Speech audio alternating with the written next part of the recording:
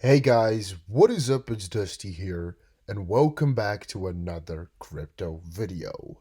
I would really appreciate it if you guys could press the like button and subscribe with the notification bell on to really support the channel. I really appreciate it a lot. Also, comment down below what coin you'd like to talk about next. Today, we're going to be talking about Ripple, XRP, and Chainlink. Now, I don't think I've really talked about Chainlink too much, but it's been requested, so we'll talk about it. If you have another crypto we should talk about, put it in the comments section. First tweet of the day is also the most important announcement of the day, which is from Frederick Billet. He just posted on Twitter, "Look at this. All over London bus shelters and some London double-decker buses too."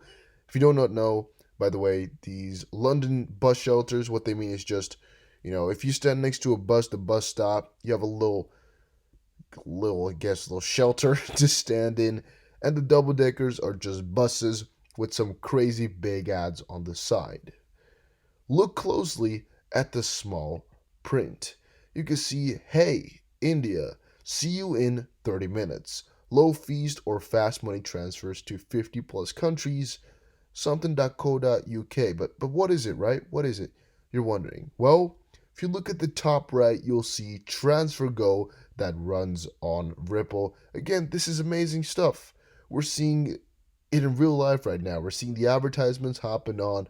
We're seeing all of this come out so much faster than I would have ever expected, and really amazing to see.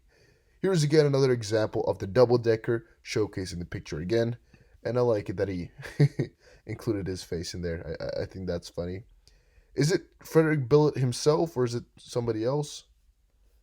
I do not know exactly, but I like it. I think it's a really funny idea.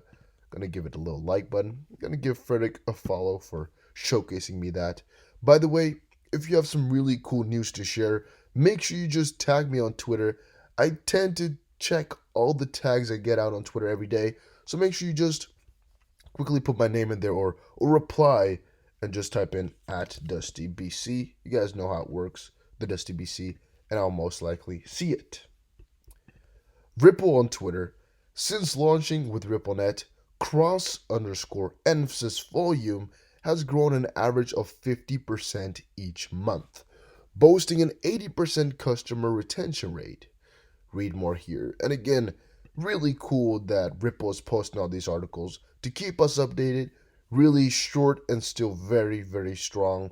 And I also like what they're doing with the Ripple drop. I always enjoy that type of stuff. But again, it's basically what the title just said. Working with Ripple is always a smart idea. At least what it's looking like as of yet. It's looking like it's a really good deal. Coin One Transfer pounced on the opportunity and partnered with RippleNet for its retail remittance product Cross in late 2018. In late 2018, through SBI Ripple Asia, they made a little bit of a goofy right there, a little bit of a mistake. Interesting, because I actually have not seen a mistake like this in Ripple articles before. You'd think they would be, checked twice, but alright, just a minor detail. Through SBI Ripple Asia, a joint venture between Ripple and SBI Holdings. Coin One Transfers' business development manager, Camille Zhong, told Swell attendees that since that time, the company's volume has grown an average of 50% each month, while boasting an 80% customer retention rate. She attributes much of this success to key Ripple features. The first is RippleNet's global network of other blockchain-based remittance players that Coin One Transfer can leverage on behalf of its customers. This extensive coverage allows Coin One Transfer to quickly add new corridors as customer demand merits. And in a country like Korea that already has real-time settlement for domestic payments, those customers demand speed in their international transfers as well. Ripple's instant payment capabilities deliver on those expectations, enabling faster money transfers than with traditional cross-border remittances.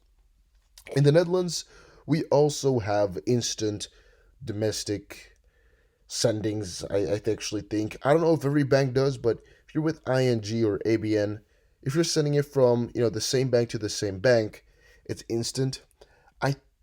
don't completely. I think, this year or maybe last year already. I think also the other banks have made it so it's instant, or at least the same day. Now maybe even, yeah, I think instant to other banks. For example, ABN AMRO or Rabobank. I used to believe that if you sent it from one of those banks to, for example, ING, it would be either same day if it was before 2:30 p.m. If it was between 2:30 and 3 p.m., it was like a maybe today, maybe tomorrow. If it was after 3 p.m., it was going to be tomorrow. But I think they also changed that to instant every day. They're not using Ripple or anything like that yet. So I also, understand this Korea story where people in the country are so used to getting your money sent instantly that for international it becomes a lot more important. Same in the Netherlands here. I think working with Ripple would really help them out for a lot of the customers that are impatient or I guess used to this really nice standard. Looking at this guy looks like a freaking behemoth. Is he like 7 foot?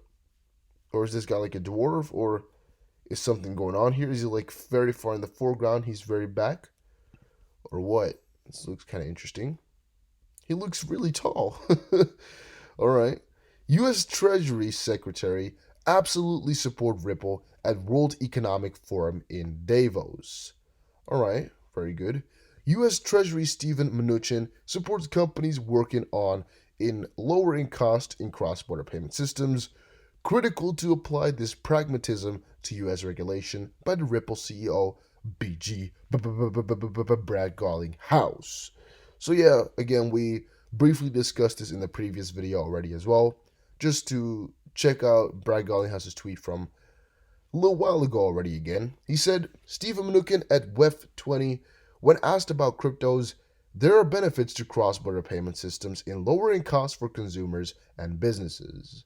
We absolutely support companies working on this, critical to apply this pragmatism to US regulation. Now, kind of wondering if it was like lobbied, if he was kind of like incentivized to talk about this and maybe to speak his mind on the whole situation, or if it was really on his mind right now, right there. Because of course Mnuchin has it on his mind all the time. We all know it. It's his job to think about this type of stuff, right? I would assume.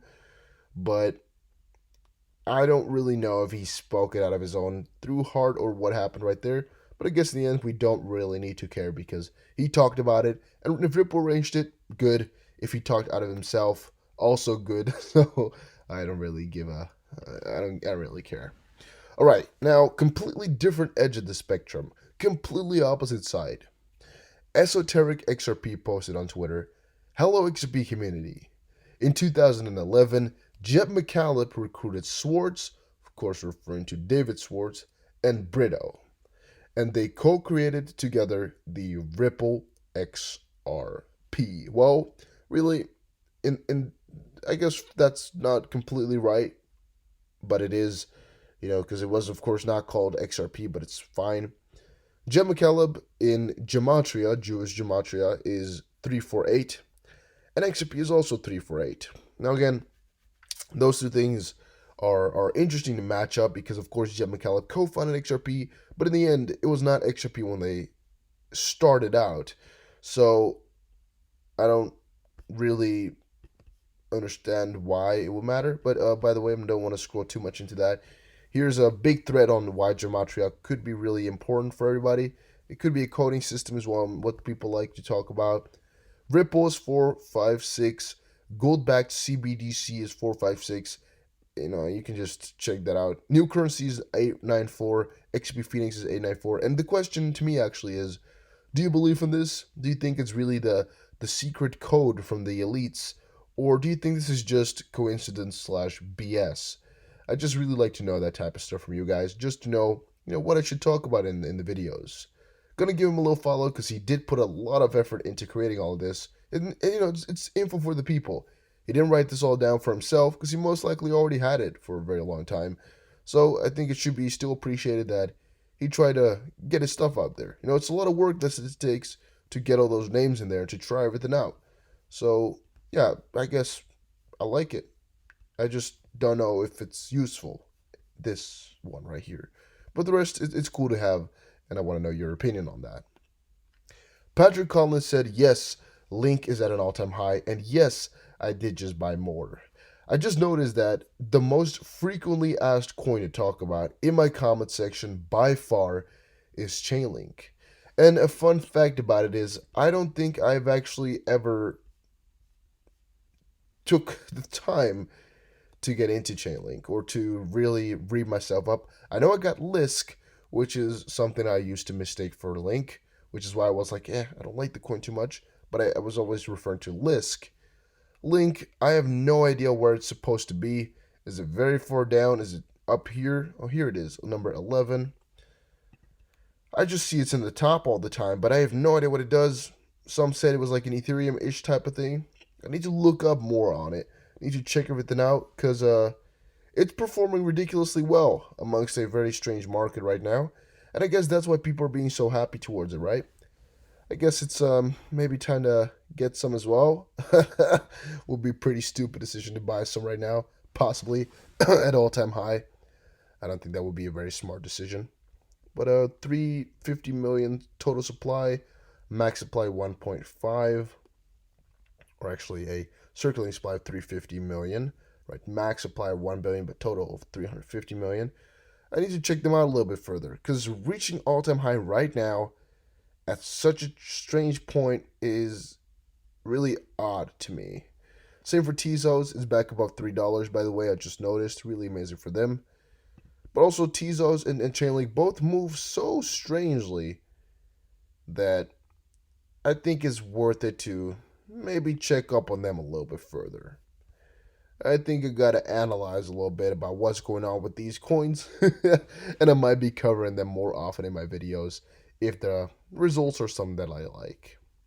Alright, and then something completely different once more. I don't want to show the picture just to be sure. Strike Force posted on Twitter, this volcano in Indonesia just spewed out more CO2 than every car driven in history. Climate change is natural, and taxing us into poverty to try and stop it isn't the answer. Just wondering what you guys think on that as well, right? Just wondering. I saw a couple of these debates coming up, and I also in my previous video talked just briefly about the energy consumption, energy situation, and emissions and electricity and such and whatnot. I'm just wondering what you guys' stance upon this is, because it's matters that do matter. Wow, did I say that right? It's things that do matter, but that are not really something I normally talk about in my crypto videos, right? Of course, but it's still something that really defines people and something that can really change whole stories, or perception of whole stories, depending on how you think about this. Because, for example, how I see it is, if you think climate change is completely natural, you're kind of more of a person of, the whole go with the flow type of thing. Everything will figure itself out. Everything is as it's meant to be. Maybe not really as having a like into conspiracy theories. Maybe not really that much into gematria and whatnot. And maybe other side of the spectrum, if you think it's all a big plan to just tax us all the way because of this, maybe you're really into it. I would just like to analyze a little bit of that info to just make my own nuance about, what people are like. I think it's just a cool thing I could do. Want to check it all out when I do that. So if you guys could help, I'd really appreciate it. If you guys enjoy the daily crypto videos, make sure you press the like button. Make sure you comment down below what coin you'd like to see next. Make sure you subscribe. And also don't forget to turn on the notification bell. And really, guys, do these things because you're really helping out the channel. And I appreciate you a ton. If you've pressed the like button, just comment down below that you've done so. I really, really appreciate you. Thank you all for watching this video. Take care, everybody, and have a very, very nice day. Don't forget to enjoy your day.